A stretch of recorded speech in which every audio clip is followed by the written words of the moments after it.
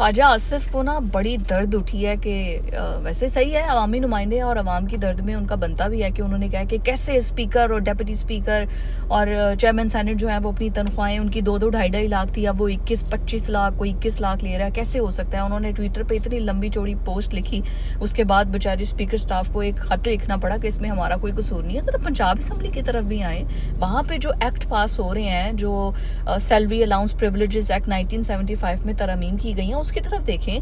पहले जो तनख्वाह, जो पहले छुट्टी करते थे, पहले देखें जी कोई वुज़रा छुट्टी करता था तो उसको तनख्वाह नहीं मिलनी, 1 माह की अगर छुट्टी की है। अब उन्होंने पहले उसके बाद अमेंडमेंट की कि जो सूबाई वुज़रा हैं, अगर उनकी तनख्वाह 1 लाख रुपए थी तो छुट्टी अगर वो करते हैं 1 माह की तो उसके बाद उनको तनख्वाह मिल रही थी 74,000 रुपये।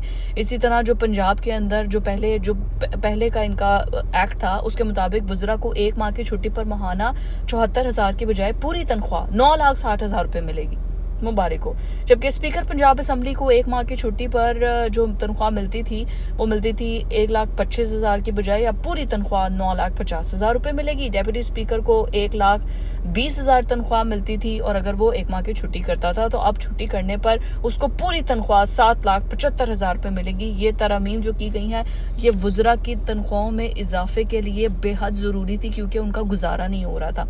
इस वजह से जो मौजूदा अलाउंसेस हैं उसको पिछली तनख्वाहों के बराबर कर दिए गए हैं और जो नई तनख्वाहें उनको मजीद बढ़ा दिया गया है। इसके अलावा उनके टीए डीए, फिर उनका आना जाना, फिर यहाँ पर उनके पार्लियामेंट के अंदर जो उनके फ्लैट्स उनको मिलते हैं, जो पंजाब असम्बली के अंदर, वो फिर उनको फ्री के जो प्रिविलेजेस मिलती हैं मिनिस्टर होने के तहत, गवर्नमेंट का हिस्सा होने के तहत। तो ख्वाजा साहब इधर भी ज़रा तवज्जो दें, ज़रा पंजाब की तरफ भी आएँ कि यहाँ पर जलते हैं, यहाँ पर सब चीज़ें खामोश हैं, यहाँ पर कोई कुछ नहीं बोल रहा। वहाँ पर अगर नवाजे जा रहे हैं तो नवाजिशात यहाँ पर भी बहुत ज़्यादा हो रही हैं। इस तरफ भी तवज्जो दें, यहाँ पर भी खूब नवाजा जा रहा है जिनको नवाजना है, कोई हथ होला नहीं रखा जा रहा।